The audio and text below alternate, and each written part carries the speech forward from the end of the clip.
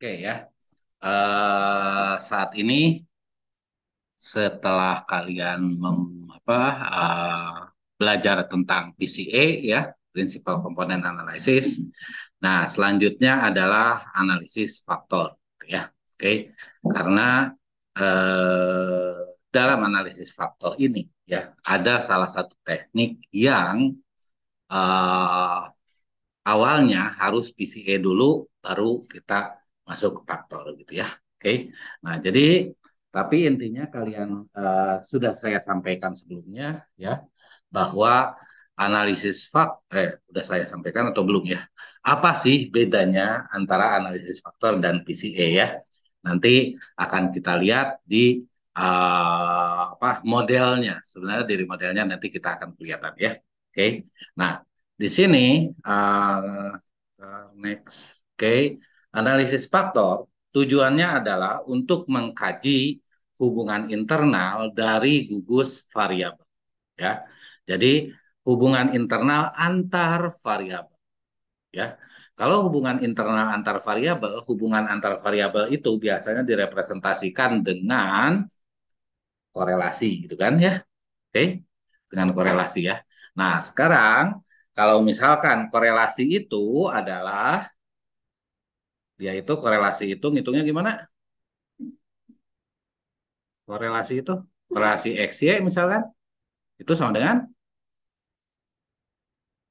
kovarian X gitu kan dibagi dengan akar varian X. Aduh, ada ininya, bentar saya pindahin dulu ya. Akar varian X dikali dengan varian Y gitu kan ya. Oke. Nah, jadi dalam analisisnya nanti tidak akan berdasarkan pada matriks varian kovarian ya. Pada analisisnya akan berdasarkan matriks varian kovarian, sama halnya dengan PCA kan ya, kemarin juga berdasarkan matriks varian kovarian ya. Sampai dengan sebelumnya di PCA saya sampaikan bahwa korelasi juga matriks varian kovarian sebenarnya kan ya, matriks varian kovarian dari data yang di standarisasi seperti itu kan ya. Oke. Nah, oke, jadi inputnya adalah kovarian, nanti data variabel-variabel yang dianalisis ini berkorelasi tinggi dalam grupnya, nanti jadi dalam satu faktor kita akan menganalisis bahwa mendapatkan bahwa faktor satu adalah variabel-variabel yang mempunyai korelasi tinggi ya. Dan faktor dua adalah variabel-variabel apa yang saling berkorelasi tinggi juga, gitu ya. Nah, sehingga nanti dalam analisis faktor itu kan misalkan kita punya beberapa X gitu ya. Nah, dari beberapa X itu jadi satu F. Faktor satu adalah menjelaskan tentang misalkan price. Faktor dua menjelaskan tentang produk, misalkan seperti itu ya.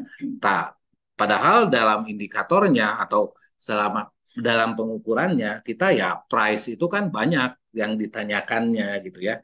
Bagaimana menurut Anda tentang harga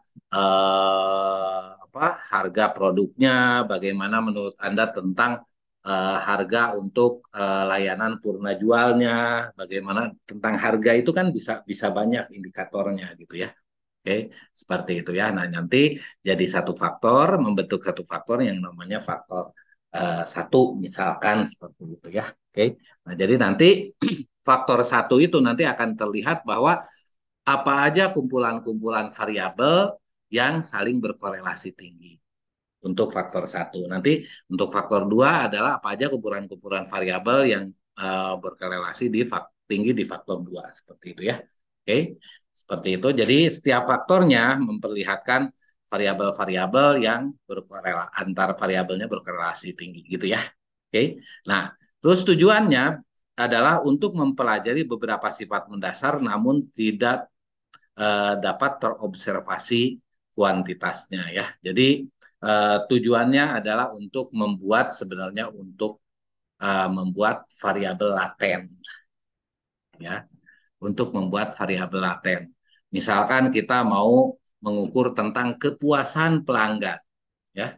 Nah, kalau kepuasan pelanggan kan kita nggak bisa ukur apakah Anda puas. Oh, saya di antara 0 sampai 10. Anda mau menilai berapa untuk kepuasan? Kan nggak bisa langsung. Ya kan? Ditanya soal tadi misalkan soal produknya bagaimana gitu ya. Terus ditanya soal kemudahan dalam mendapatkan produk tersebut bagaimana, ditanya juga tentang harganya bagaimana, ditanya dan lain-lainnya gitu kan ya.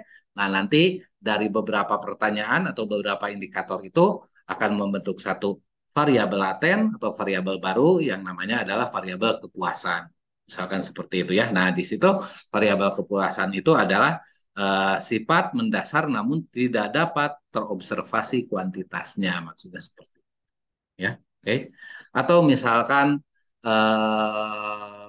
apa indeks, nilai indeks misalkan ya. Misalkan kalau IPM itu udah ada hitungannya tersendiri ya, indeks pembangunan manusia ya.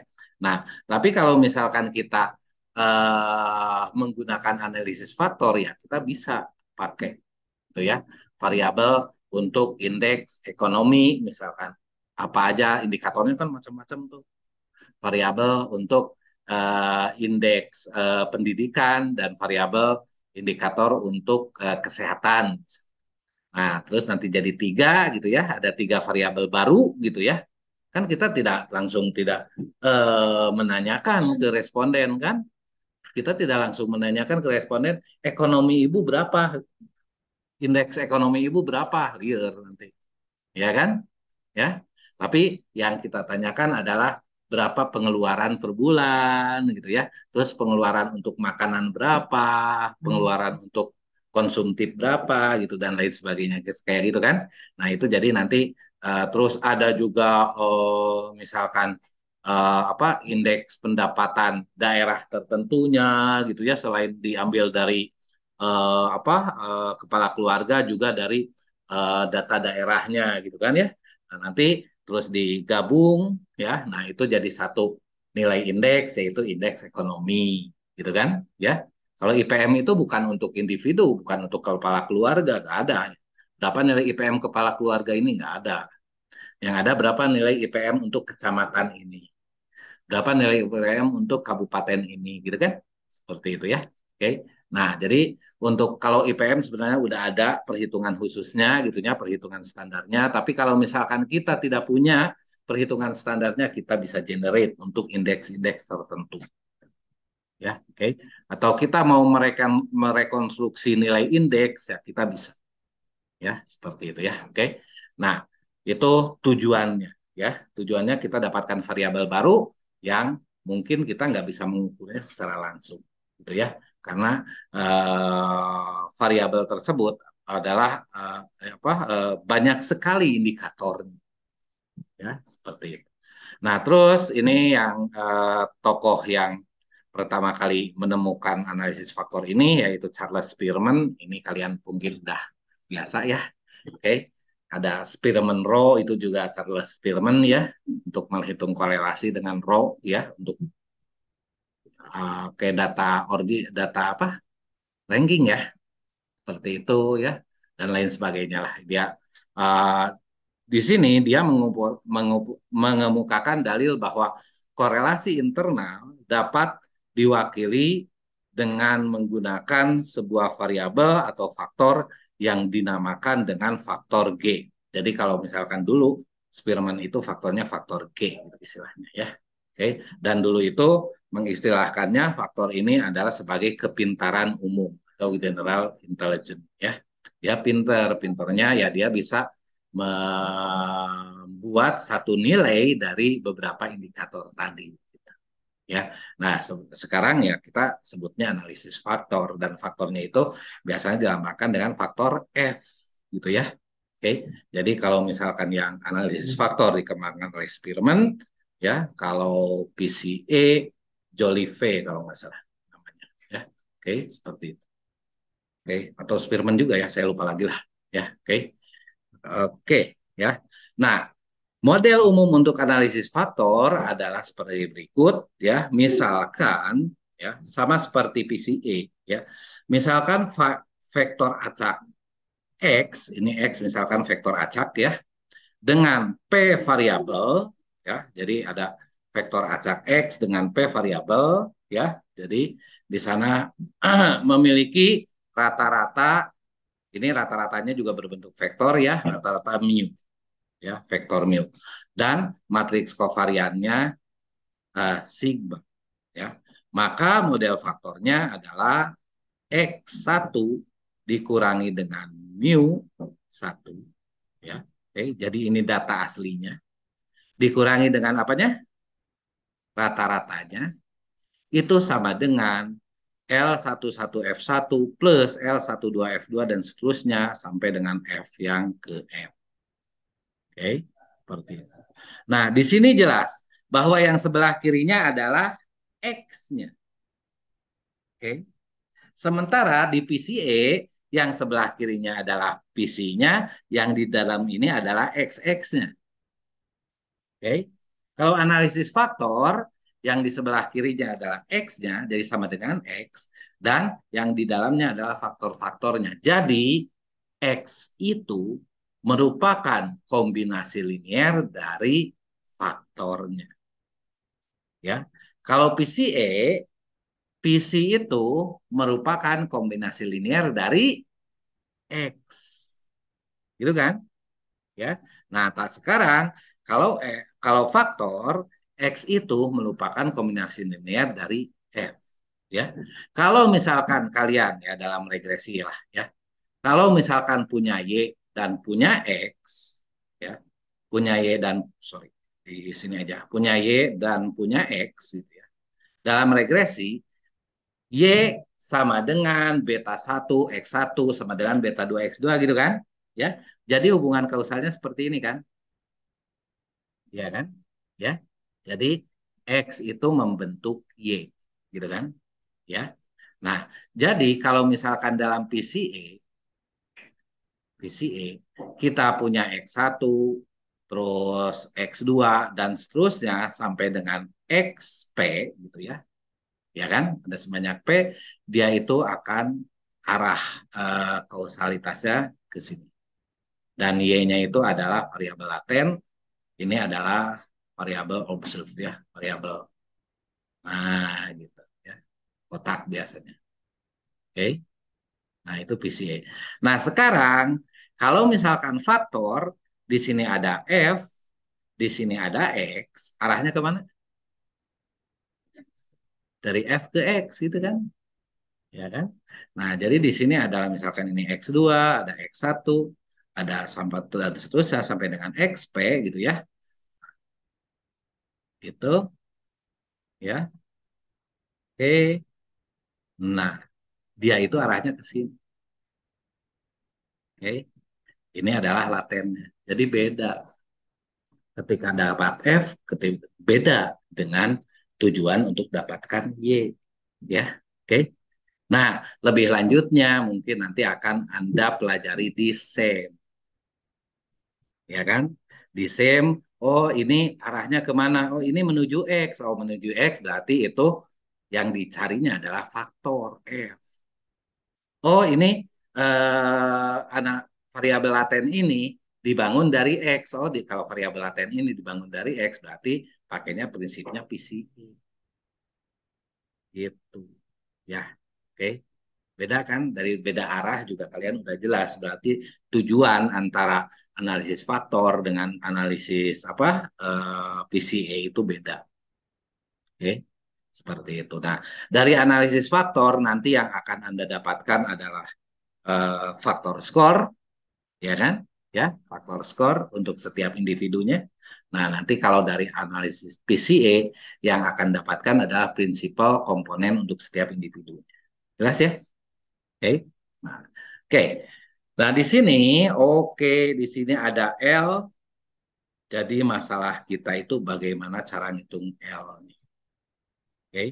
Kalau X-nya itu adalah nilainya, ya kan?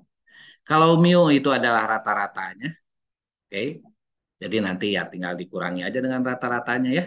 Untuk setiap P, untuk setiap kalau misalkan J itu sama dengan 1, 2 dan seterusnya sampai dengan P, Berarti J itu adalah indeks untuk variabel ke J gitu kan ya. Oke. Nah, jadi nanti untuk setiap J kan rata-ratanya sama. Nanti ada mu J. Ya kan? Oke. Mu-nya kan ada dari 1 sampai P juga kan? Di sini kan? Oke. Seperti itu kan? Ya. Oke. Jadi nanti misalkan Yohana diukur apa gula darah apa kolesterol eh, asam uratnya misalkan 3 hal ya diukur ya. Nah nanti kan semuanya diukur juga gitu kan. Nanti kan ada rata-rata gula darah untuk mahasiswa S2 gitu kan. Oke. Nah nanti yang Yohana X1-nya gula darah Yohana dikurangi dengan rata-ratanya berapa gitu kan. Ya, mudah ya. Oke. Jadi yang ini sebenarnya kita bisa dapat. Oke, seperti itu ya. Oke, nah sekarang masalahnya adalah dan F ini adalah faktor skor. Faktor skor itu justru tujuan akhirnya, ya.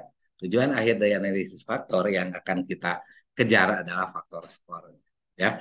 Jadi yang salahnya adalah bagaimana mendapatkan L-nya. Oke, bagaimana kita mendapatkan L-nya, ya. Yang mana di sini Pak itu ada sebanyak M, F-nya. M itu apa? M itu nanti akan lebih kecil dari P, ya. M itu akan lebih kecil dari P. Ini untuk mendapatkan L-nya kita akan sama seperti PCA kemarin, ya. Akan menggunakan pasangan eigen. Ya, kita juga akan menggunakan pasangan eigen. Dan yang epsilon ini apa? Epsilon itu adalah residualnya, sorry, errornya, ya, error. Ya ya dalam suatu model pasti selalu ada errornya ya.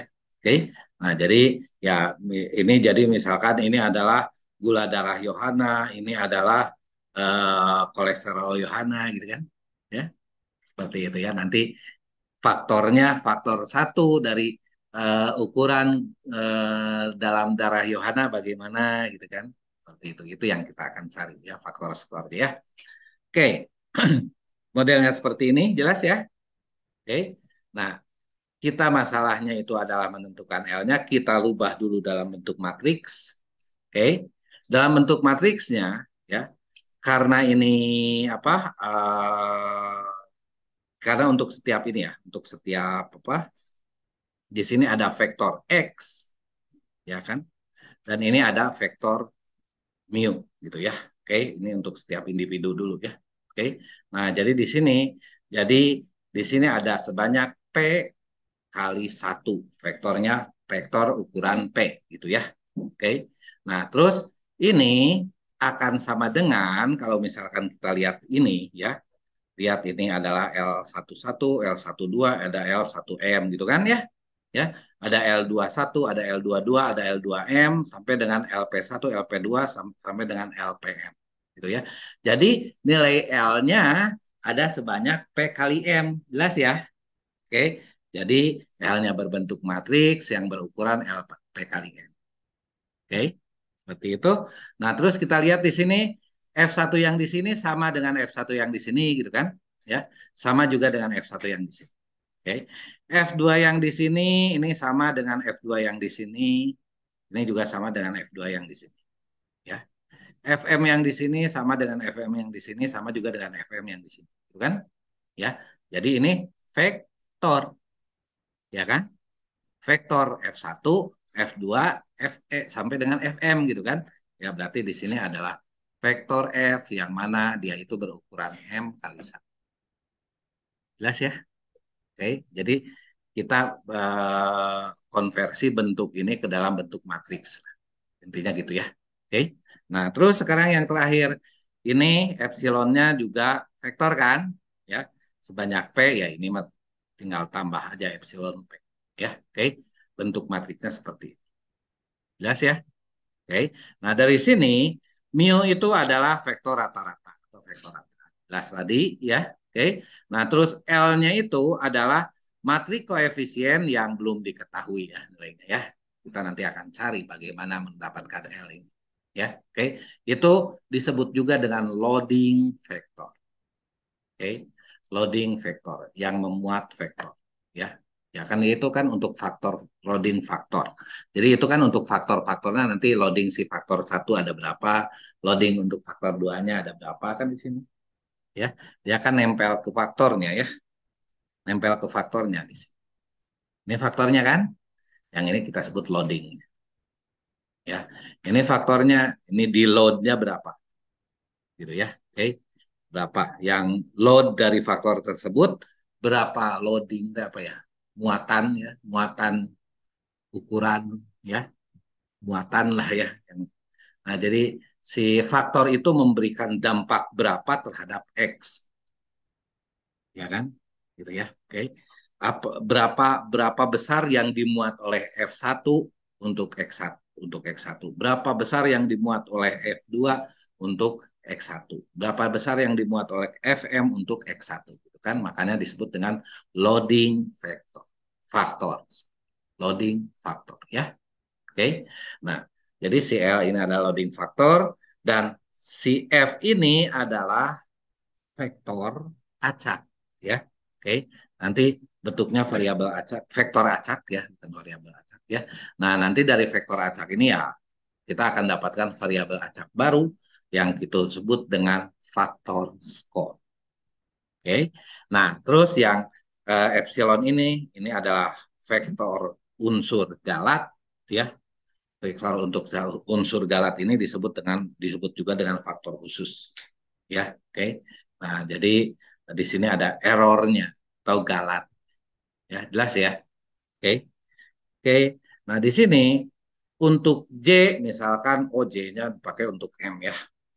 Untuk J-nya itu satu 2 dan seterusnya sampai M ya. Itu M itu nanti banyaknya nilai eigen yang tidak nol. Ya, sama seperti yang di PCA kemarin ya. Oke. Nah, jadi di sini untuk J dari 1, 2 dan seterusnya sampai M dan I adalah indeks untuk P ya, bukan indeks untuk M di sini. Kita indekskannya ya. Oke. Nah, jadi di sini kita itu harus mempunyai asumsi. Yang pertama itu rata-rata. Sorry, rata-rata. Error. Estimasi dari errornya harus nol. Wajar dong ya. Estimasi dari errornya harus nol.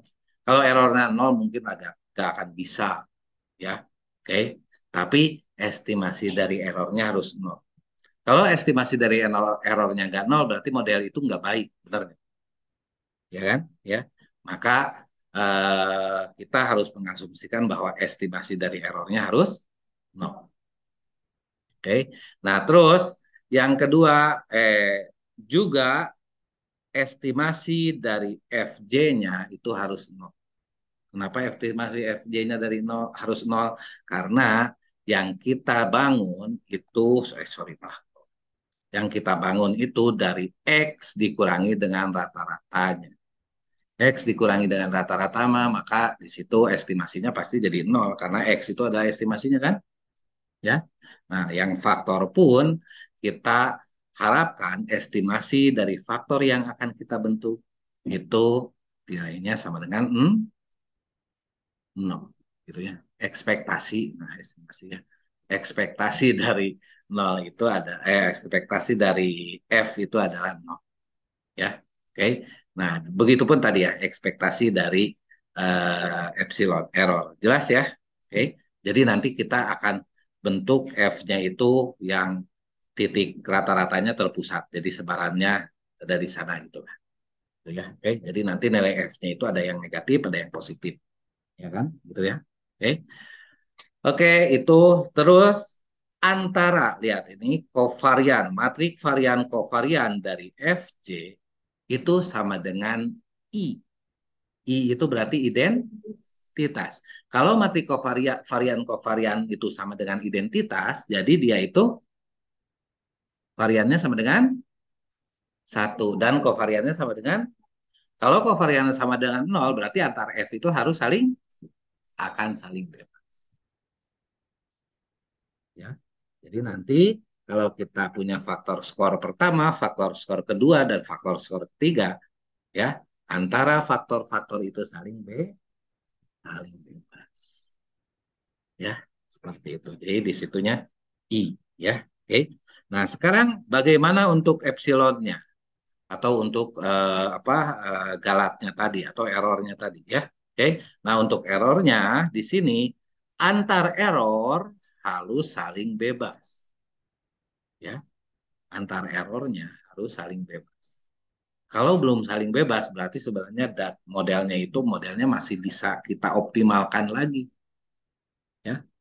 Nah, tapi varians errornya ya mungkin varians untuk error yang pertama, error kan nanti kan kalian akan punya error satu untuk ukurannya Yohana, error dua untuk ukurannya Siva, ya, error tiga untuk yang lainnya. Saya lupa namanya. Oke. Nah, jadi seperti itu ya. Nah, jadi ya nanti kan errornya akan banyak ya. Oke, error satunya akan banyak ya. Error satu itu berarti error dari variabel satu, gitu kan? Ya, error duanya juga akan banyak. Error tiga, error p-nya juga akan banyak nanti kan ya. Oke, kalian dapatkan ya. Jadi bisa dihitung itunya apa kovarian errornya ya. Yang mana kovarian errornya harus bernilai diagonal dari varian untuk setiap errornya. Jadi errornya nggak harus satu varian errornya ya, varian errornya nggak harus satu ya. Nah, tapi ya antar errornya itu harus saling bebas ya. Ini jadi nanti kovarian errornya merupakan diagonal dari ini varian untuk setiap errornya ya. Di sini saya tuliskan dengan psi 1, psi 2 dan seterusnya sampai dengan psi p. Oke, jelas ya. Varian errornya ada. Oke. Nah, lalu di sini FJ dan error itu harus saling bebas. Kalau FJ dan error belum saling bebas, berarti di sana modelnya masih belum bagus. Oke, ini mah sama di regresi juga, ya. Oke, X dan errornya harus saling bebas, ya. Oke, seperti itu ya. Nah, tambahan di sini ya karena FJ dan errornya saling bebas, berarti di sini kovarian antara error dan F itu sama dengan nol. Jelas ya. Oke, kovariannya akan sama dengan nol karena dia harus saling bebas. Oke, nah itu untuk mendapatkan model terbaik ketentuannya seperti ini. Oke, nah sehingga kita akan lihat di sini apa ya selebihnya kita akan cari L itu gimana sih, gitu ya untuk ngitung L itu ya. Oke, nah sekarang kalau misalkan kita punya kovarian X atau sigma itu kovarian dari matriks X, sorry, dari matriks data ya. Oke, kita misalkan punya sigma, katanya itu sama dengan L dikali L transpose ditambah dengan psi. Oke, atau nah di sini varian X itu sama dengan L I1 kuadrat dan seterusnya sampai dengan psi. Ini untuk variannya. Jadi kalau ini dalam bentuk matriksnya, kalau ini kita rombak satu-satu dalamnya gitu ya. Oke. Dan kovariannya di sini adalah Li1 dikali dengan Lk1 dan seterusnya. Ya, oke. Kalau misalkan dari sini, ya, oke. Nah, di sini, sorry, ini KI, I, dan K itu sama dengan 1, 2 dan seterusnya sampai dengan P. Ya, oke. Berarti ini adalah, kalau di sini adalah variabel uh, kuadrat dari L untuk variabel pertama. Gitu. Ya, oke. Ini adalah kuadrat dari L dari variabel ke I, sorry, ke M. Sorry, bukan. Jadi di sini, sorry, varian variabel ke I, ya, varian misalkan I-nya itu 1. Varian X1, gitulah, sama dengan L1 kuadrat tambah dan seterusnya sampai dengan L1 yang ke M kuadrat. Gitu. Ya kan? Nanti kan L itu ada gini ya. Oke. L-nya itu ada L11, L12 dan seterusnya sampai dengan L1M gitu ya. Nah, di sini ukurannya M ya. Oke, P kali M. L L eh, L21, L22 dan seterusnya sampai dengan L2M gitu kan ya. Oke. Terus ke bawahnya LP1, LP2, oke, dan seterusnya sampai dengan LPM gitu ya. Oke, gitu kan? Ya. Nah, jadi di sini untuk varian satu katanya ini kuadrat tambah sorry, varian satu ini kuadrat tambah dan seterusnya sampai dengan ini kuadrat. Oke, ditambah dengan ditambah dengan varians dari errornya. Oke, katanya gitu ya. Nah, sekarang untuk kovarian XIK, kovarian antara variabel KI dan variabel K itu adalah, jadi kalau misalkan I-nya itu sama dengan 2 dan K-nya itu sama dengan 1, misalkan K-nya itu sama dengan 1, berarti kan dia itu adalah yang ini ya dikali dengan yang ini, ya kan? Ya. Terus ditambah ini kali ini, tambah ini kali ini, tambah terakhir ini kali ini. Dia bukan dikuadratin. Ya, gitu ya. Oke. Ini dari sini dari equation ini gitu ya. Oke. Dan lalu di sini kovarian ya antara X dan F itu kita akan buktikan ya. Jadi kita akan buktikan ini dan ini maksud saya seperti itu ya. Kovarian antara X dan F itu adalah F itu ya.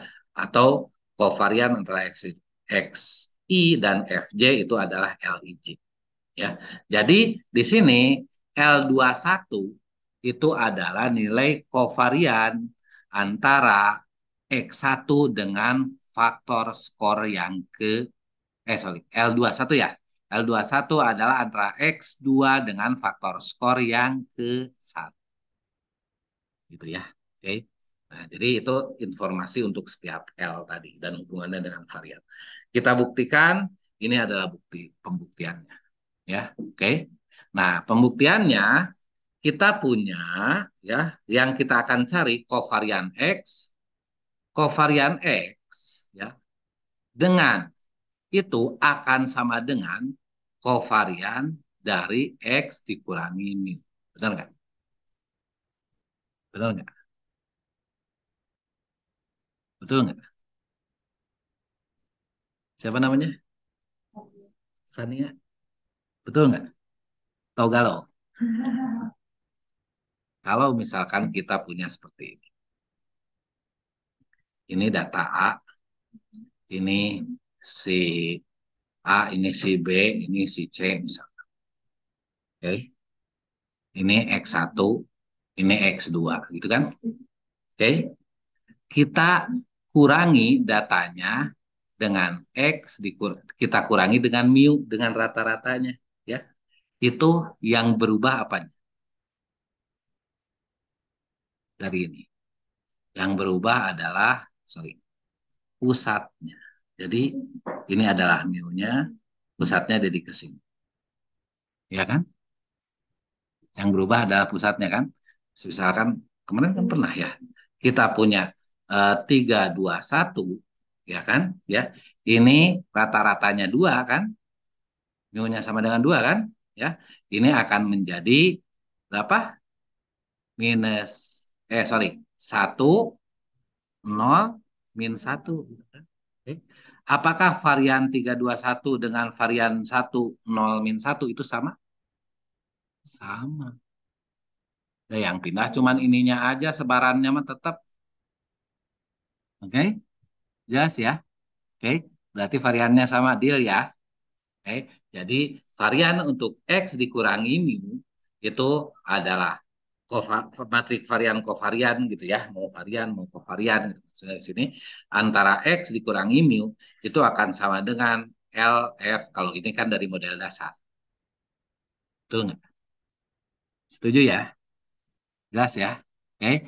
Nah, sekarang Ingat, karena ininya penjumlahan, jumlah atau kurang, itu untuk yang ekspektasi ataupun kovarian kita bisa pisahkan. Ya, oke.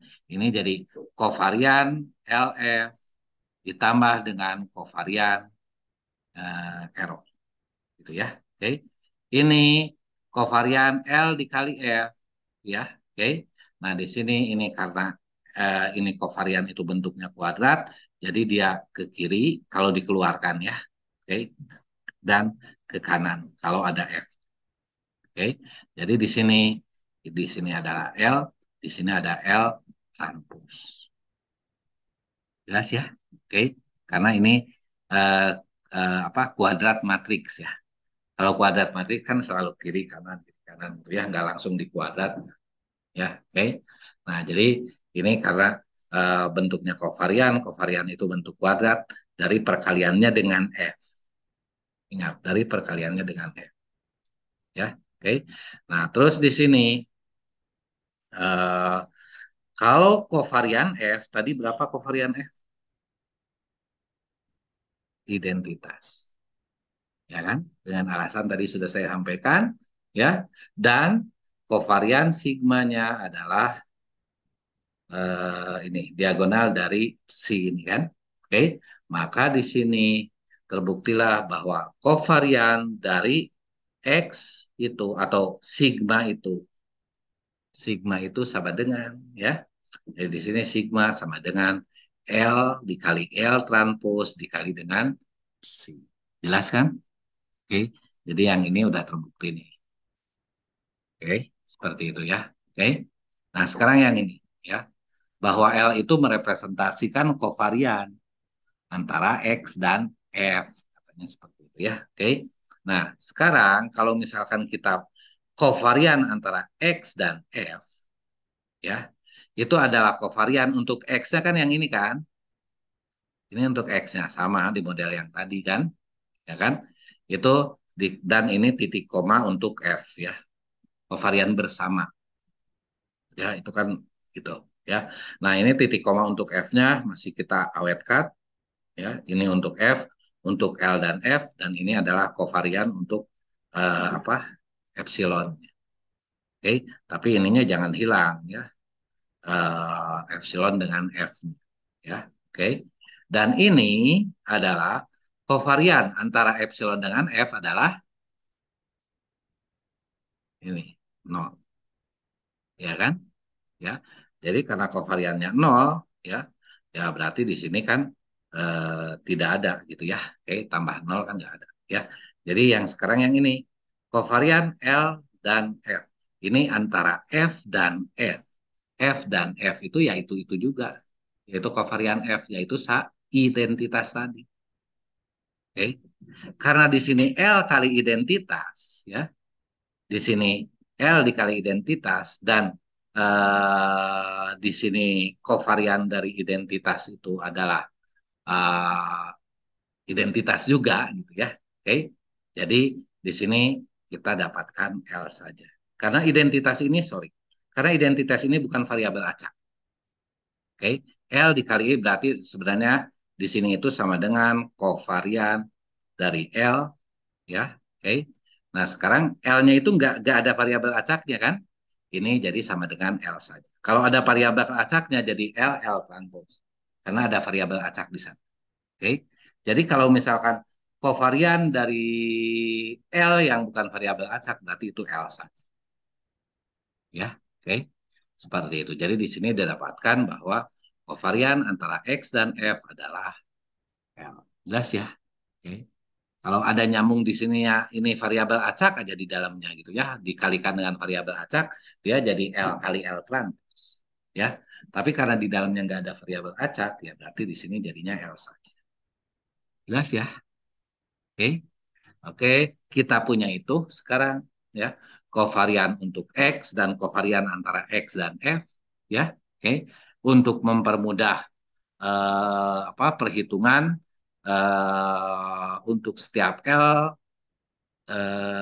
kuadrat gitu ya, LI satu kuadrat, LI yang tadi yang ini nih ya. Nah, untuk setiap ini kita notasikan dengan H, ya kan?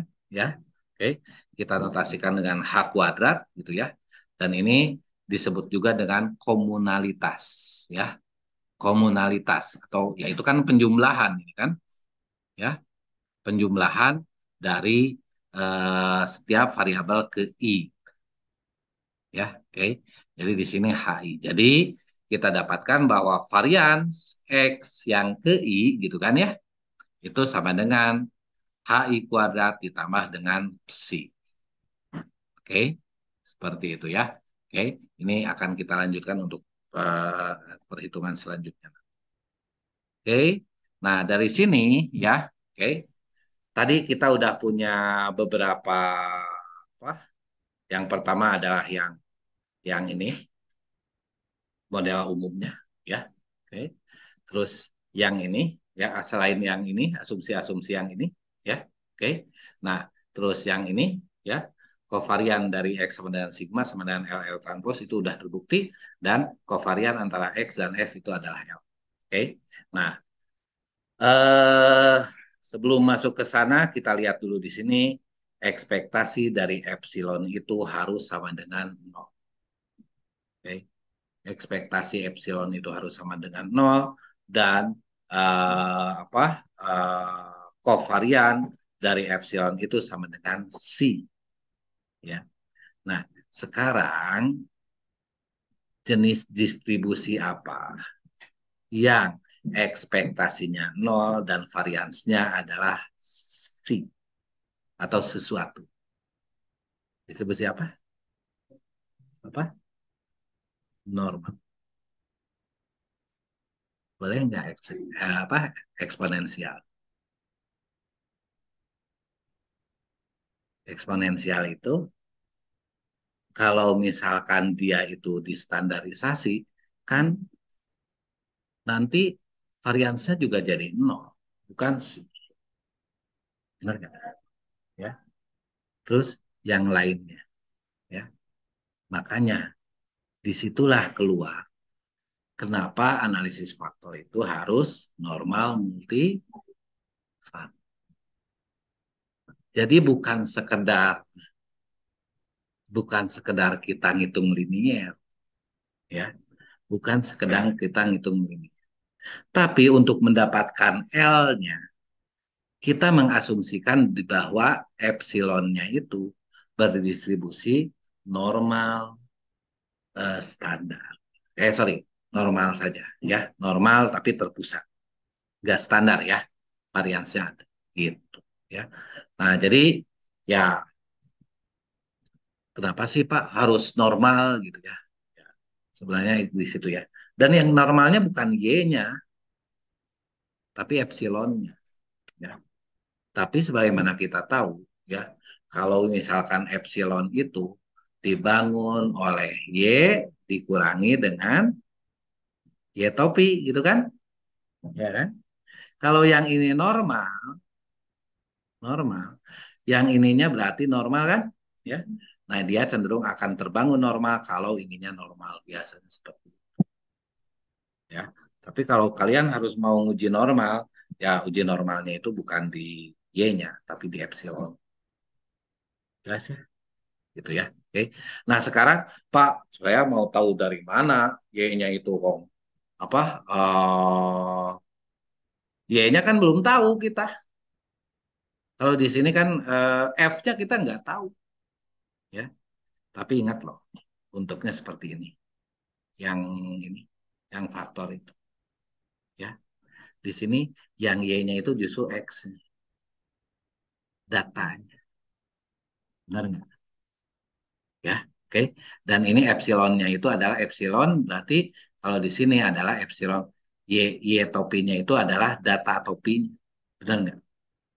Ya. Nah, jadi ya Y-nya itu adalah datanya ini X, variabel-variabel dependennya, ya kan? Seperti itu ya. Jadi variabel-variabel multivariat itulah yang akan kalian ya akan sebaiknya adalah berdistribusi normal untuk mendapatkan epsilon yang berdistribusi ya. Oke. Oke. Nah, kita punya sifat-sifat tadi ya. Kita punya properties tadi gitu ya, yang di sebelumnya. Nah, di sini oke, propertiesnya udah ada, tapi ada tiga masalahnya, yaitu yang pertama bagaimana mengidentifikasi strukturnya, ya. Oke. Terus yang kedua itu adalah menduga parameternya. Di sini parameternya adalah loading faktornya, ya. Oke. Terus menginterpretasikan faktornya. Itu akan kita lihat nanti ya. Oke, sebenarnya menduga. Jadi intinya dari semua ini adalah ya strukturnya kan tadi jelas, yang apa, masalah gedenya ada di sini. Menduga parameternya atau menghitung L, ya kan? Ya, menghitung loadingnya. Nah, sebenarnya untuk menghitung loading atau menduga parameter itu ada berbagai cara dalam analisis faktor. Oke, ada metode non iteratif, ada metode iteratif. Oke, metode iteratif ya kita masukkan ke komputer dengan parameter-parameter tertentu, nanti mana yang menuju apa, modelnya itu apa, hasil epsilonnya itu minimum. Nanti kalau epsilonnya minimum kita pakai L yang dipakai, tapi itu malah ribet lah ya. Oke, jadi ada 4 jenis ya. Ada pakai metode kemungkinan maksimum atau maksimum likelihood estimation. Maksimum likelihood kan diiterasi kan, ya kan? Untuk nilai ini berapa, untuk nilainya berapa, masukin, masukin, masukin, masukin. Nanti mana yang nilainya paling maksimum probability-nya atau P-nya, ya. Nah, dari suatu faktor yang probability apa, dari suatu fungsi yang probability-nya nanti paling maksimum, itu yang paling kita.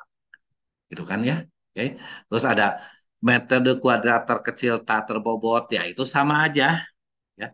Ordinary least square, ya. Tapi jadi ada metode ordinary least square, dan itu juga iteratif sistemnya. Ya. Nanti coba L-nya berapa, coba L-nya berapa, coba L-nya berapa, nanti yang pokoknya yang nilainya minimum untuk L berapa si fungsinya. Ya, oke.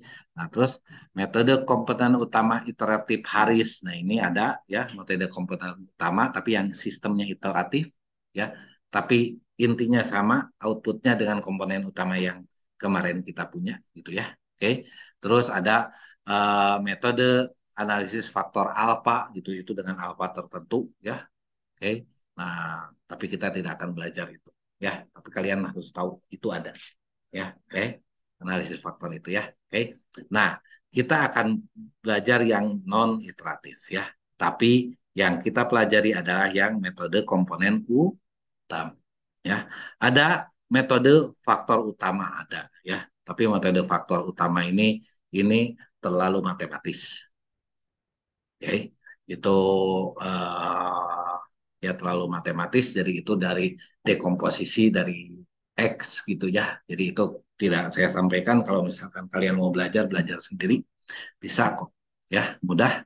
Nah, terus ada analisis citra ya. Kalau ini apa, image processing sistemnya ya. Jadi analisis faktor dari image processing, data kita bukan data image ya. Oke. Jadi image process analisis faktor untuk image processing itu ada tersendiri gitu ya. Nah, kalian itu bisa pelajari sendiri. Terus ada analisis faktor kanonik. Ini melibatkan korelasi kanonik ya, melibatkan korelasi kanonik. Jadi nanti ada X, ada Y, terus nanti faktornya gimana gitu ya. Ini mungkin next, ya kalian harus belajar lebih lanjut untuk yang ini ya. Oke, tapi kalau kanonik itu nanti ada dua, kalau kita akan belajar di satu aja ya. Jadi ada dua faktor, ini faktor ini faktor ini ya.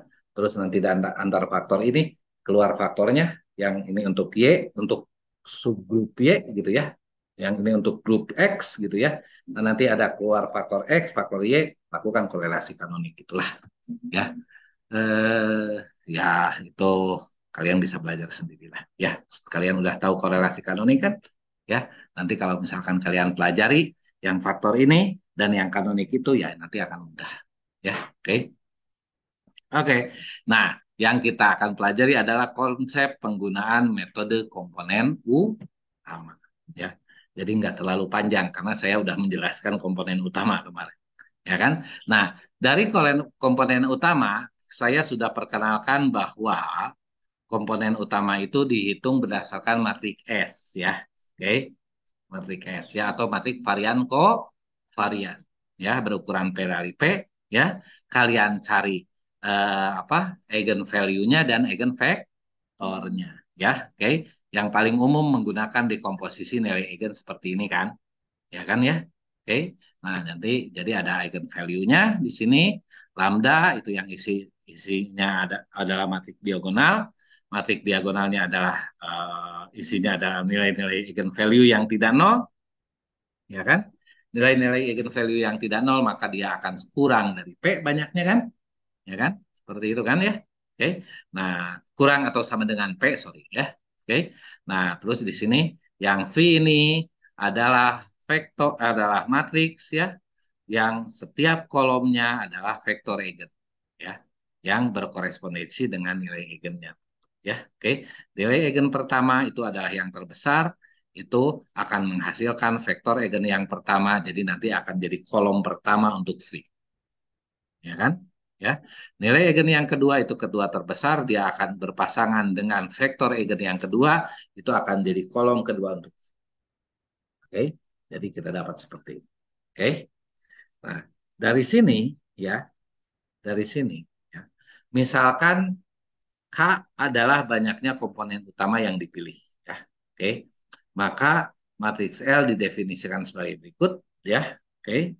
Di sini L-nya adalah ini masih M kan diambilnya ya. L-nya adalah eh, akar lambda 1 V 1 ditambah dikali dengan dan seterusnya. Ini adalah L-nya itu berarti adalah V dikali lambda pangkat itu L, ya. Kita dari mana sih ini?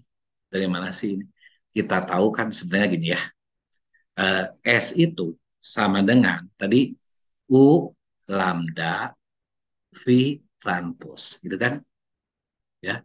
Jadi S itu sama dengan V, ingat lambda itu matrik diagonal. Jadi ini bisa saya bentuk seperti ini, lambda pangkat setengah kali lambda pangkat setengah dikali dengan V transpose, gitu kan? Ya kan? Nah, kalau yang ini adalah L, maka yang ini adalah L transpose. Sama kan dengan bentuk yang ini, ya kan? Ya. Kita anggap variansnya ini adalah matriks nol. Oke, varians error ya. Kita anggap varians errornya matriks nol, maka kita kita dapatkan di sini L topinya. Jadi S itu sama dengan L dikali dengan L. Seperti itu ya. Oke. Nah, terus di sini ya, sehingga ya kalau misalkan kita dapatkan seperti ini ya, kalau kita dapatkan seperti ini ya, sekarang kita lihat psi-nya ya, kita lihat psi ya. Oke, si psi itu adalah S dikurangi dengan sigma L, gitu kan ya, sigma L kuadrat gitu ya, si psi itu ya. Kalau L I dan J-nya itu berbeda ya itu mah udah pasti kan psi-nya nol, nggak masalah. Yang bermasalah itu adalah yang di diagonalnya itu kan nggak nol, ya kan, gitu kan ya. Nah sekarang berarti di sini tadi jumlah yang diagonalnya kita sederhanakan menjadi H kan ya. Oke, jadi di sini SSI sama dengan HI kuadrat topi gitu kan. Oke, yang L tadi yang tambah-tambah L kuadrat gitu ya. Oke, nah jadi di sini varians errornya adalah varians X dikurangi dengan jumlah dari jumlah kuadrat L-nya gitu ya. Oke. Nah, ini kita simpan dulu. Oke. Kita simpan dulu, nanti itu akan keluar lagi ya. Oke. Dan di sini yang intinya kita akan mengestimasi L-nya itu berdasarkan S sama dengan L transpose gitu ya. Tapi C-nya kita hiraukan gitu kan? Ya. C-nya kita hiraukan gitu ya. Oke. Oke, nah di sini sekarang kita bagaimana kualitas dari faktor yang terbentuk, ya. Oke, kualitas dari faktor yang terbentuk ini mirip dengan yang komponen utama, ya kan? Ya, nanti apa lambda dibagi dengan transpos dari S, kan transpos dari S itu jumlah dari apa nilai eigen kemarin kan, oke, gitu kan? Nah, jadi ini sama persis seperti yang kemarin sudah disampaikan, ya. Ini bisa saya lanjutkan. Nah, terus penentuan banyak faktornya sama juga dengan yang kemarin, oke, sama dengan yang PCA ya. Ini bisa saya skip juga ya. Oke, yang pertama metode Pareto, yang mana kumulatif variannya itu lebih besar dari 80%, ya. Nah, terus nilai eigen lebih besar dari satu, terus creep load dari nilai eigen, ya. Nanti titik beloknya di mana, oke, itu sudah saya sampaikan kemarin. Nah, yang intinya kita mau mencari faktor skornya, ya. Nah, untuk mencari faktor skornya ini, ya, di sini F-nya itu sama dengan, nah di sini ada B, ya. Jadi kalau misalkan kita punya apa X1 sama dengan L 1 YF1 ditambah dengan L2 F2 misalkan seperti itu ya. Oke. Nah, kita kan harus punya dua dua itu ya, dua apa kombinasi linear ya. Jadi di sini harus ada juga X berapa gitu ya. X misalkan di sini X2 itu sama dengan L ini F1 tambah L2 F1 gitu ya. Oke. Kita udah kalau tahu X-nya gitu ya. Oke. Terus kalau tahu L-nya ya, kita bisa mencari F-nya kan dalam kombinasi linear ya. Misalkan nih, kalau misalkan kita punya F1 plus F2 berarti ini L1 L2-nya satu ya. Oke, ini mah supaya mudah aja ya.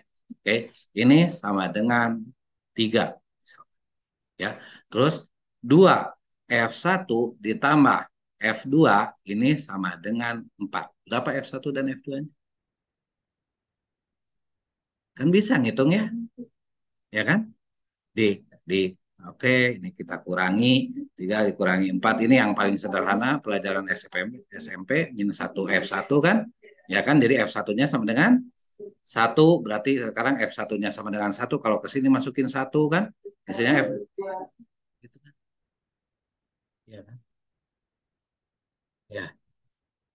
Nah, begitupun ini gitu ya, oke, jadi kita di sini bisa menghitung F ya dengan sistem linear. Tentu di sini kita dari X transpose gitu ya. Jadi F di sini F-nya F transpose gitu ya. Ini sama dengan X transpose gitu ya dikali dengan B. Jadi matriks B pengali ya. Oke. Nah, di sini ditambah dengan errornya yang tadi ya. Oke, itu sama dengan kita bisa tulis seperti ini ya. Oke. B itu X sama dikali B itu sama dengan ini ditambah errornya ya, oke. Nah, karena errornya itu kita ingat apa ekspektasinya menuju nol gitu ya, jadi kita bisa dapatkan F topinya ya adalah XC. Ini XC maksudnya apa? X yang disentroid. X yang disentroid itu disenterkan, X yang disenterkan atau dipusatkan. Jadi dipusatkan itu artinya rata-ratanya nol atau pusatnya ya. Rata-ratanya nol ya dikurangi dengan rata-ratanya kan gini kan ya. Jadi ini centered X ya. Oke. Nah, itu yang mana B-nya itu adalah S inverse dikali dengan L gitu ya. Oke. B-nya S inverse dikali dengan L. Berarti uh, kalau variansa kita punya, L-nya kita punya, gitu kan ya. Oke, tinggal kalikan dengan X, nanti F-nya bisa kita hitung. Ya, itu ya. Oke. Nah, terus di sini, kalau misalkan kita kan nggak harus pakai S kan, ya. Oke. Nah, bisa juga pakai R gitu kan ya. Pakai korelasi, ya kan. Jadi dari korelasi itu adalah apa F-nya ya kita di sini pakai R inverse. Oke, itu ya. Oke, kita lanjutkan. Ini contohnya ya. Contoh ini saya ambil dari bukunya ini nih Subasarma ya. Oke, Subasarma yang di bawah nih. Applied Multivariate Technique Subasarma tahun 1996. Oke. Nah, jadi di sini di contoh datanya ya. Data yang digunakan adalah rata-rata hingga 5 makanan yang dalam sen per pon di 23 kota Amerika Serikat gitu ya. Oke. Nah, dengan tujuan dari data ingin mengukur Customer Price Index ya atau CPI gitu ya. Oke. Jadi ya ini eh, faktornya itu nanti kita sebut dengan Customer Price Index itu ya dalam analisis faktor gitu ya. Oke.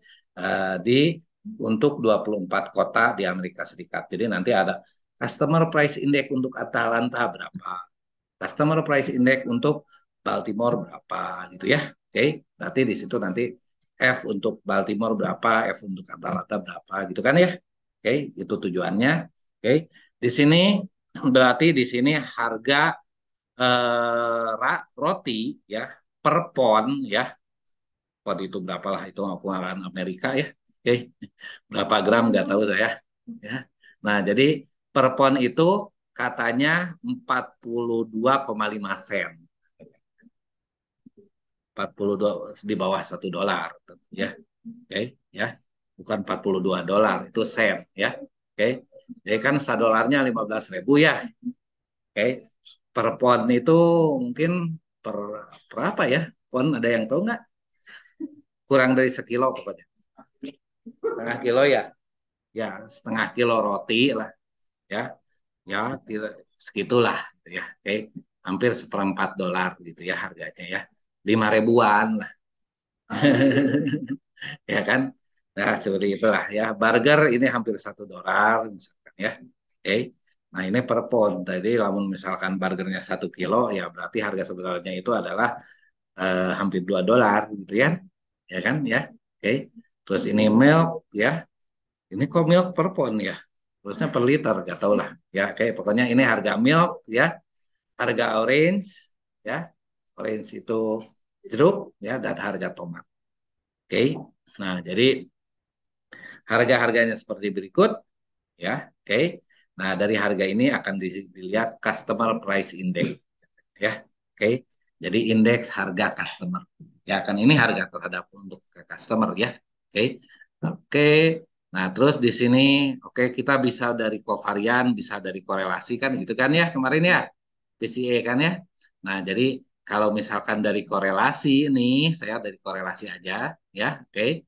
Nah, terus jadi korelasi itu matrik datanya itu di standarisasi lah ceritanya gitu ya. Oke. Nah, dapat nilai eigennya seperti ini ya. Oke. Nah, nilai eigennya adalah 2,4, 1,1, 0,74, 0,49, 0,24 gitu kan? Ya, oke. Nah, terus dari nilai eigen ini didapatkan vektor eigennya seperti ini. Oke. Nah, terus didapatkan vektor eigennya seperti ini. Kita punya vektor V gitu kan ya. Tadi L itu ya, L itu, sorry, L itu sama dengan V dikali lambda pangkat setengah kan? Ya kan? Gitu kan? Ya. Oke. Nah, jadi di sini L itu dikali lambda pangkat setengah, kita ini adalah V-nya, lambdanya ini kita pangkat setengah kan nanti. Ya kan? Ya, lambdanya yang kiri ini. Oke. Kita akarkan, ingat akar dari matriks pangkat dari matriks diagonal kita pangkatkan aja elemennya. Ya kan? Itu mudahnya dari matriks diagonal ya. Oke. Kita dapatkan loading faktornya seperti ini. L-nya ini kan ya. Kalau L-nya seperti ini, terus R-nya kita punya, ingat di sini X center ya, X-nya kita udah punya ya, dikali dengan R-nya tadi diinverskan dulu ya, terus dikali dengan L-nya, L-nya kita punya, kita bisa dapatkan skor faktornya itu. Oke, skor faktor. Terus di sini ada informasi tentang kumulatif varian ya. Ini sebenarnya dari sini kan ya. Oke. 2,42 dibagi 1, 2, 3, 4, 5 dibagi 5 ya. 2,42 dibagi 5 adalah 48,45% ya. Terus 2,42 ditambah 1,1 berarti itu 3,52. 3,52 dibagi dengan 5 didapatkan 70,54%. Jelas ya? Oke. Nah, jadi kalau berdasarkan Pareto ya harus 3 faktor. Oke. Kalau berdasarkan korelasi cukup 2 faktor. Oke. Kalau berdasarkan apa nilai eigen lebih dari 1 cukup 2 faktor ya. Kalau berdasarkan skripot silakan Anda gambarkan skripotnya sendiri ya berapa lah. Seperti itu ya. Supaya gampang saya ngambil 2 aja ya, gak 3 ya. Oke. Ngambil 2 berarti patokannya yang lambdanya lebih dari 1 ya. Oke. Nah, jadi kalau 2 dimensi, jadi kalau kita hanya menggunakan F1 dan F2 gitu ya, itu adalah 75,54%. Ya, jadi informasinya sebesar 75,54%. Gitu ya. Dan inilah dia faktor skor. Ya. Ini faktor skor. Ingat, nah kita juga akan menghitung korelasi antara faktor dengan variabel awal. Setelah faktor skornya punya, dapat, kan kita bisa korelasikan dengan X kan? Ya. F1 ini 2 dan seterusnya kita korelasikan dengan ini bread sampai dengan dan seterusnya kan? Ya. Ini kan ada untuk setiap kota kan ya? Oke. Ini bisa dikorelasikan dengan X1, ini bisa dikorelasikan dengan X2 dan seterusnya kan? Ya. Setelah kita korelasikan, kita lihat ini yang korelasinya besar ya. F1 itu adalah untuk X1, X2 dan X5 itu yang besar ya. F2 itu dia itu memberikan informasi yang besar untuk X4 dan X3 itu memberikan informasi yang terbesar. Lihat ke kanan ya. Lihat ke kanan, ini terbesarnya ada di F1. Oke. Lihat ke kanan, ini terbesarnya masih ada di F1 kan. Oke. Ini lihat ke kanan, terbesarnya ada di F3. Oke. Ini lihat ke kanan, ke baris ya. Ini walaupun besar tapi terbesarnya di sini kan. Di F2 kan, ya. Dan lihat terhadap baris ini terbesarnya ada di X5. Oke. Jadi F1 lebih merepresentasikan X1, X2, dan X5. X1, X2, dan X5 adalah bread, burger, dan tomat. Wajar lah burger dibuat dari bread dan tomat. Betul nggak? Ya kan? Seperti itu ya. Oke. Nah, terus F2 itu lebih merepresentasikan apa? Tadi berapa? X4 ya. Jadi orange dan yang ketiganya merepresentasikan milk. Seperti itu ya. Oke. Nah, jadi itu berarti F1 itu adalah pengganti untuk bread, burger, dan tomat ya. F2 itu pengganti untuk harga orange dan F3 itu adalah pengganti untuk harga susu. Berarti kan maksudnya kan? Ya. Oke. Nah, tapi customer price index-nya kamu apa kita bisa hitung dari skor faktor F1 karena dia itu walaupun harga susu dan harga jeruknya itu banyak diinformasikan oleh faktor lain, tapi ya di sini besar juga, cukup besar juga gitu ya di F1 kan, ya. Dia itu merepresentasikan 0,49 dan 0,52 gitu ya. Oke. Cukup besar juga merepresentasikannya seperti itu ya. Oke, itu dari analisis faktor ya. Jadi tujuannya adalah mendapatkan skor faktor atau variabel baru ya. Oke. Dan dari setiap F itu adalah dia itu mengganti setiap faktornya. Jadi di sini bread, burger dan apa tadi, tomat itu mempunyai korelasi yang tinggi, jadi itu bisa diwakili oleh satu variabel aja adalah F1. Ya, oke. Sementara apa, susu dan jeruk itu tidak bisa dipisahkan, tidak bisa disatukan sama yang lainnya, itu jadi satu variabel masing-masing. Oke, jelas ya. Oke, seperti itu. Ya, ada pertanyaan sampai sini? Lanjut dulu, lanjut dulu. Kalau sampai situ Anda belajar di S1, ya kan? Ya, oke. Nah, di sini ya ada tambahannya tapi dikit ya. Dari faktor tadi, dari skor faktor tadi, kita bisa representasikan ke dalam bentuk visualisasi ya. Karena kita bisa melakukan dimension reduction dari 5 variabel tadi ya, contohnya kan ya. Kita akan ambil tadi, saya akan mengambil 2 variabel dengan coverage varian, 2 variabel baru ya, dengan coverage varian 70%. 70% ya tadi itu ya. 70,54%. Oke. Nah, kita akan bentuk ke dalam B-plot. Ingat, B-plot itu ya, walaupun plot, 2 plot, artinya gitu kan, ya. Bukan berarti, bukan berarti plot 2 dimensi. Tapi B-plot dia itu memplot 2 hal. Hal pertama, dia plot individunya. Hal yang kedua, dua plot variabel. Oke, jadi dalam B-plot itu ada informasi tentang individu, ada informasi tentang variabel. Oke, itu B-plotnya. Ya, oke. Lebih umum lagi, dia merepresentasikan barisnya dan juga merepresentasikan kolom. Ya, kan barisnya kan individu ya, responden kan, ya. Di sini barisnya itu adalah kota, ya kan. Kolomnya adalah jenis makanan, ya kan.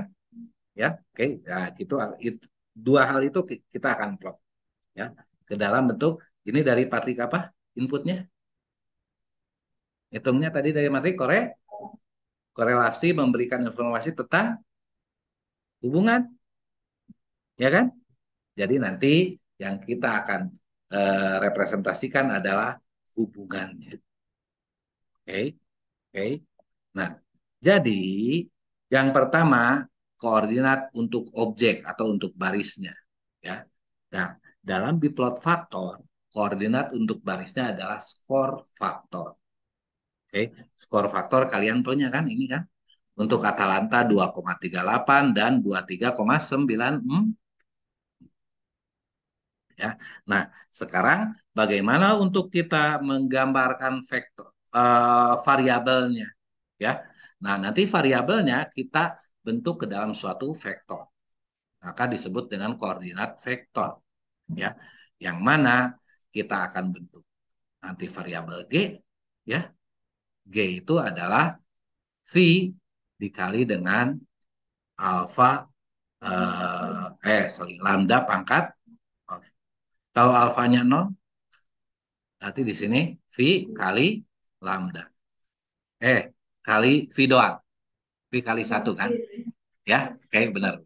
Ya, kalau pangkat 0, ingat ini matrik diagonal ya, jadi identitas jadi V doang. Jadi kita gambarkan berdasarkan V. Ya, oke. Kalau misalkan alfanya 1, berarti di sini V kali lambda. Oke, V kali lambda. Jadi di sini si G itu bisa V aja, oke kan ya. Pak, kalau si G-nya saya ambil dari, jadi si alfanya setengah.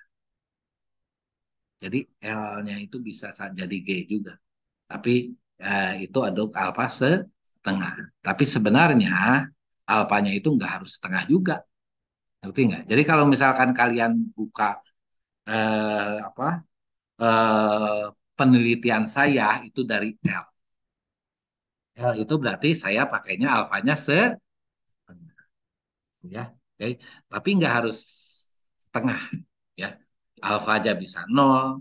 Yaitu tergantung zoom in zoom outnya. Nanti mau Anda bikin bikin gede atau Anda bikin kecil. Ya, oke. Nanti kalau misalkan V alfanya makin kecil, nanti si itunya makin kecil juga. Ya, oke. Nah, karena tadi lambdanya kan lebih dari satu ya, oke. Nah, lambdanya kan lebih dari satu kan, ya.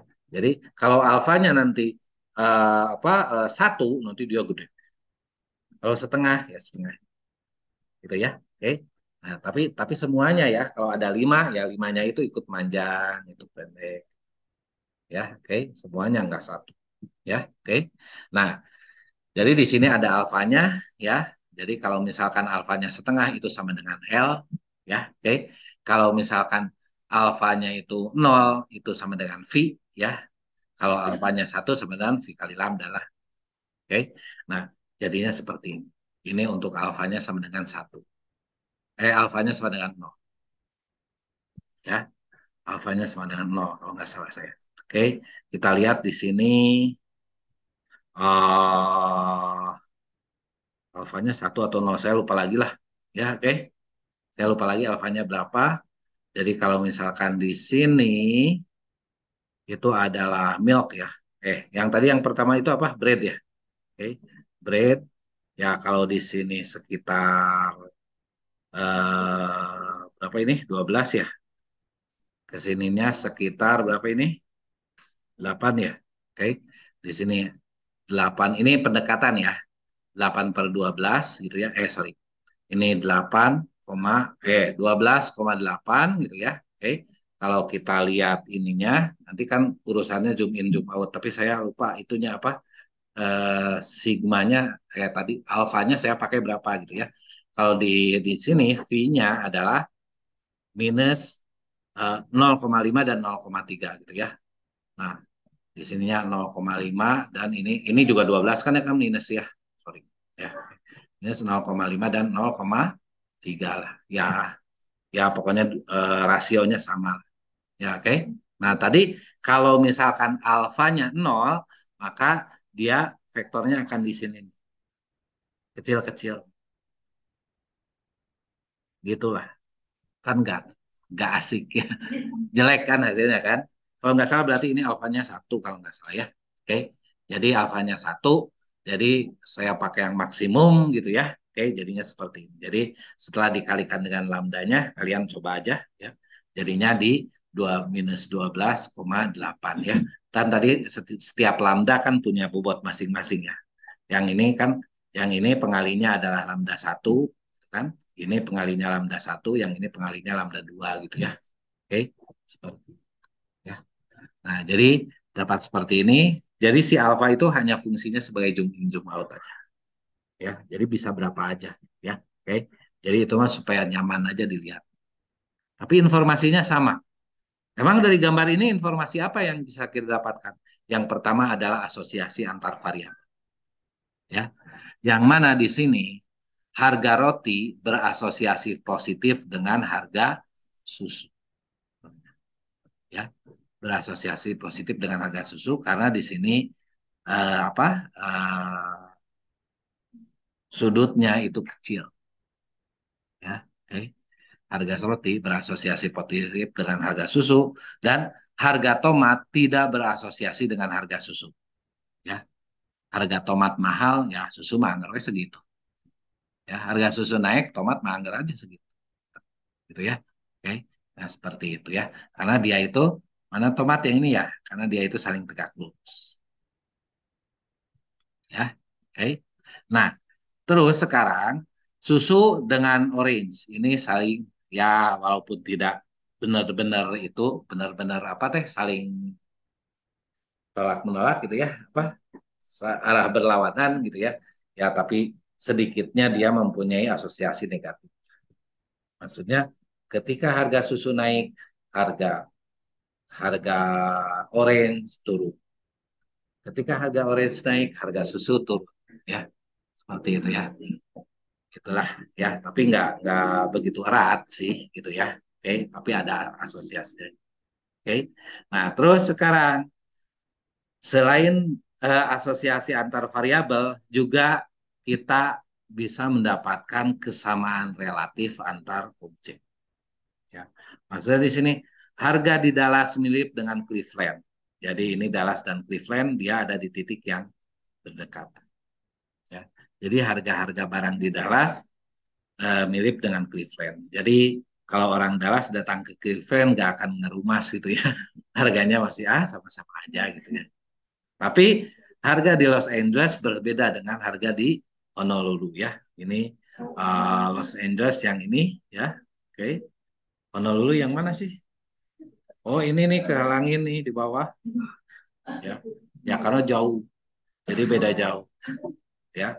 Oke. Harga di Los Angeles. Jadi kalau orang Los Angeles datang ke Honolulu mungkin nanti kaget. Kok gini gitu ya. Saya di rumah beli padahal masih di Amerika Amerika kene gitu ya. Ya, justru kita juga mungkin kaget ya kalau misalkan datang ke Papua ternyata harganya mahal-mahal di sana gitu ya. Oke, ya seperti itulah ya. Sama aja di Indonesia juga sebenarnya Mah ya. Oke. Nah, yang ketiga adalah informasi karakteristik objek berdasarkan variabel. Harga susu di Cincinnati, ya. Nah di sini relatif mahal.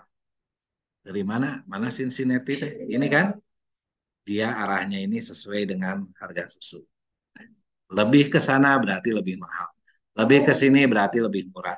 Berarti di sini di Cleveland Dallas ini harga susu ya. Seperti itu ya. Oke.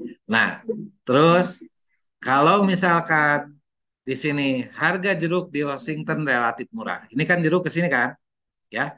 Kalau misalkan ke sini kan negatif kan, kalau ke atas ini kan. Nah, ini yang paling atas kan Washington. Berarti kalau mau jeruk di Atlanta, Baltimore atau Washington itu murah, ya. Oke. Kalau di Pittsburgh ini mahal nih harga jeruk. Oke, seperti itu, ya. Oke. Nah, terus harga 5 makanan di New York relatif mahal. Kenapa? Karena semuanya ngadap ke sini. Ya kan? Mengarah ke New York. Jadi semuanya harganya di New York mahal. Di Honolulu berarti harga milk biasa aja, harga susu ya. Tapi harga tomat dan harga orange yang mahal ya. Oke, karena panas mungkin ya, jadi banyak banyak makan tomat. Oke, dan orange gitu ya. Oke, seperti itu ya. Nah, informasi ini adalah informasi tambahan yang menurut saya akan sangat berharga ya, yang Anda bisa dapatkan dari buy plot daripada yang tadi. Ya, yang tadi ada informasinya gitu ya. Oke, yang tadi ada informasinya. Tapi ya ini dalam big data analysis ya inilah salah satu metode visualisasi data ya dalam big data analysis. Jadi kita visualisasi ya dengan informasi seperti yang tadi disampaikan. Oke, seperti itu. Nah, sekarang kalau kita lihat ya, di sini katanya harga susu di Cincinnati relatif mahal, ya. Ingat, ini informasinya 70% ya. Jadi nggak akan 100% benar. Oke. Harga susu di Cincinnati mana? Nah, ini ya. Ini harga susunya 63 kalau dibandingkan dengan yang lain ya relatif mahal walaupun di Honolulu yang paling mahal. Oke, tapi dibandingkan dengan yang lain harga susunya relatif. Oke, gitu ya. Oke, ingat ini 70% ya. Kalau pengen benar-benar benar, kalian harus 100% di dua dimensinya ya. Oke, seperti itu. Nah, terus apa?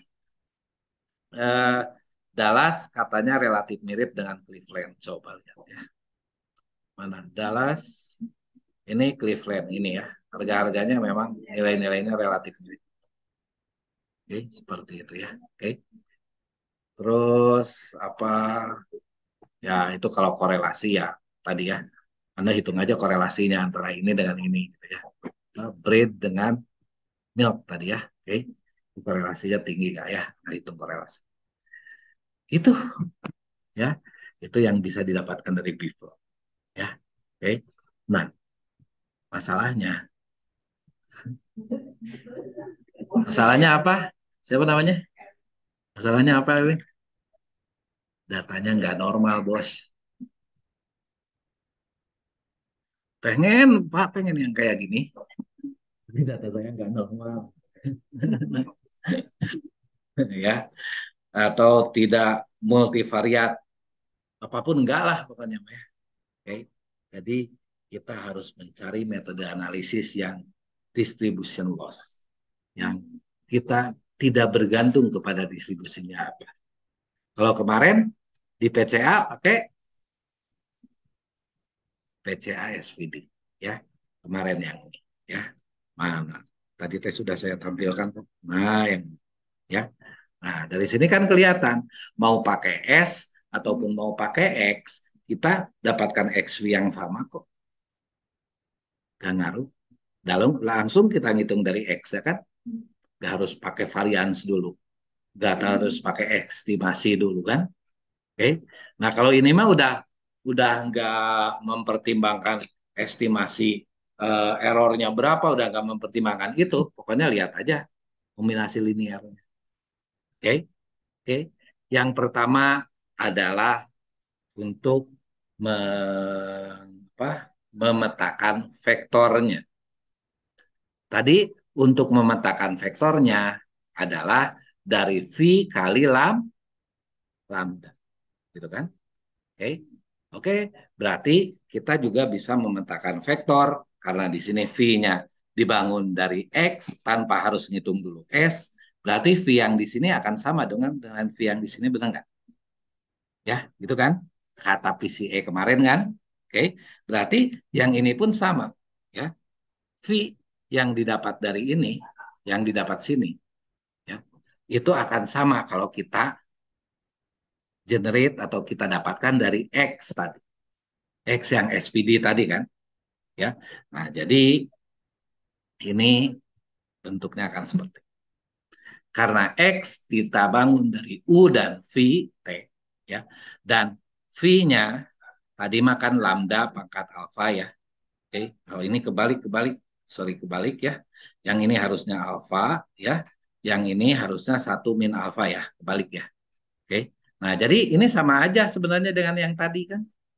D itu sama dengan setengah, ya kan? D itu sama dengan setengah alfa, lambda kan? Oke, nah jadi kalau misalkan D itu adalah setengah lambda, ya kan? Ya, jadi kalau misalkan lambda pangkat setengah di sini kali alfa kan tadi yang gitu kan, ya itu sama dengan D, eh gimana yang ngomongnya, sorry saya ngomongnya harus gini dulu, tadi kan lambda pangkat alfa, nah gitu kan ya, ini nih V kali lambda alfa ya. Oke, nah jadi kalau misalkan di sini saya punya eh, D pangkat setengah dikali beta misalkan ya. Oke, D pangkat setengah dikali beta ya. Itu sorry dikali alfa ya. Oke. Jadi sama aja dengan D terus di sini D pangkat beta itu adalah lambda pangkat lambda pangkat alfa. Yang mana beta itu sama dengan setengah kali alfa. Jelas? Oke. Kalau alfanya nol berapa? Kalau alfanya nol adalah nol, ya kan? Betanya. Kalau alfanya satu setengah. Oh, berarti ini teh 1 sampai. Jadi di sini harusnya saya rubah nih. Ini teh harusnya beta, yang ini satu min beta, yang ini betanya gitu. Berarti kan? Jadi si koordinat vektor ini sama dengan yang atas. Jelas? Jelas ya? Sama dengan yang atas. Bisa kita gambarkan kan? Yang ininya kan? Milk, bread, burger, tomatoes, sama orange. Karena rumusnya sama. Oke? Nah, sekarang urusannya yang ini. Ya, yang F-nya. Nah, ini sebenarnya proses yang tadi, yang awal. Yang saya bilang, ini adalah metode faktor utama.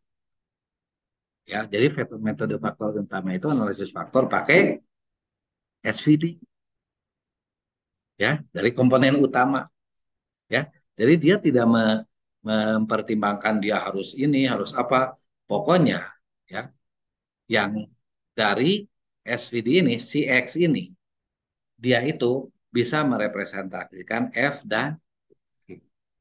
Gitu ya.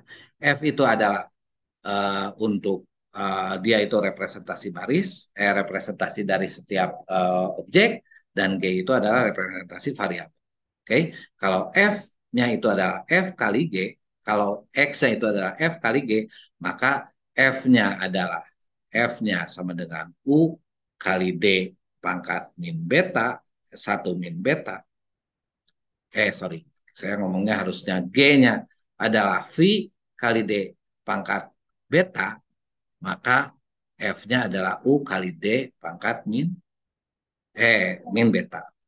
Ya. Karena F dikali dengan G transpose itu akan sama dengan U D min beta, satu min beta gitu ya. Di sini kali D pangkat beta, kan ini nanti ditambahin kan jadi pangkat satu ya. Oke. Nah, terus di sininya dikali V transpose. Kan ini adalah U D V. Kan yang ini transpose. Yang ini ya. Ya. Nah, yang ini kita sebut biasanya sebagai PCA people. Ya, jadi kita bisa ngeplot bentuk seperti ini. Jadi G-nya dapatnya dari V dan D pangkat beta. Nanti betanya sama zoom in zoom out itu ya. Oke, jadi ketika betanya apa menuju setengah, nanti yang panahnya itu jadi jadi gede, yang titiknya jadi mengkerut. Ya, oke. Ketika betanya menuju nol, nanti yang ininya gede, yang ini. Nah, Anda cari yang optimal. Ya, yang optimalnya bisa di seperempat, bisa di seperdelapan, bisa di seperberapa. Gitu ya. Oke. Nah, jadi nanti walaupun datanya tidak berdistribusi normal, Anda bisa membentuk yang ini. Jelas ya? Dengan F-nya atau koordinat untuk setiap apa objeknya adalah ini U kali D. Ya, U kali D pangkat satu minus beta. Ya, sebenarnya kalau misalkan ya seperti itulah ya. Oke, mudah lah ya. Kalau misalkan U kali lambda bisa nggak Pak? Ya bisa ya. U kali lambda tapi nanti urusannya dengan alfa lagi tadi ya. Yang mana alfanya dari 0 sampai 1. Jelas?